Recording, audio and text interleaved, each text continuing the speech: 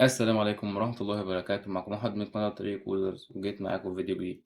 النهاردة أنا جايب لكم أقوى وأحسن نسخة ويندوز 11 تقدروا تستخدموها ومن غير ما يحصل معاكم أي مشاكل، وهي نسخة خفيفة وسلسة جدا هتحب تستعملها إذا كان في الألعاب أو في المونتاج أو في أي حاجة تحب تستخدمها، فهي هتبقى شغالة معاك كويس جدا جدا.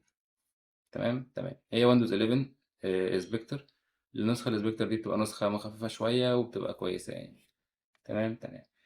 بيبقى في منها نسختين، نسخة للأجهزة الضعيفة جدا ونسخة للأجهزة المتوسطة، وده هوريهولكوا في مرحلة التثبيت وهوريكوا تختاروا ايه على حسب الجهاز بتاعكم. تمام.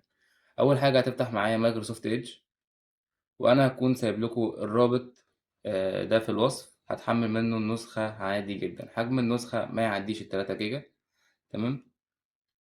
فهتدوس هنا عادي رابط مباشر اهو، هتدوس داونلود النسخة 3 جيجا، هتدوس بدء التحميل وهتحمل النسخة عادي جدا. تمام.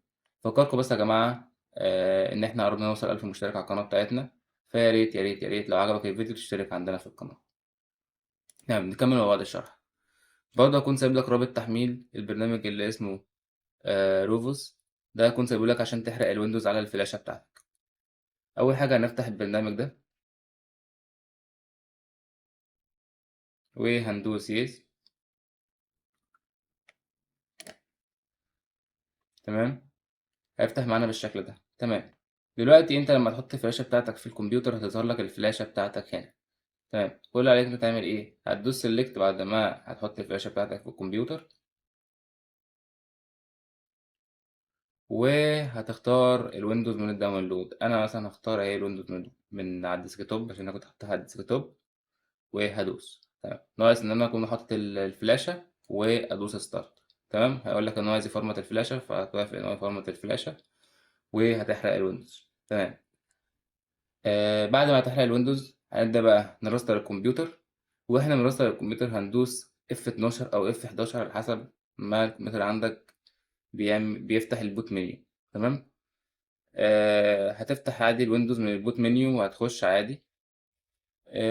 وهنا هرجع لكم تاني في مرحلة التسطيب بتاعة الويندوز عشان اوريها لكم. تمام.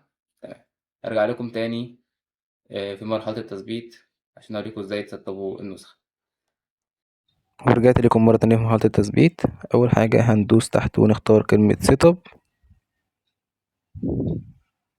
بعد كده هندوس على تايم اند ريجون فورمات وهنطلع لفوق ونختار Arabic Egypt وندوس نيكست.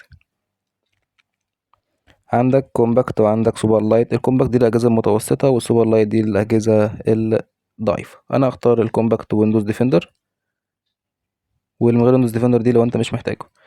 هنبدأ نوافق على السيستم الخصوصية وهندوس accept. بعد كده هندوس custom install وهنختار البارتيشن اللي عايزين ننزل عليه النسخة وهندوس فورمات. بعد كده اوكي. بعد كده ندوس next، وادي النسخة بدأت تنزل معانا بكل سهولة ومن غير اي مشكلة. بس كده.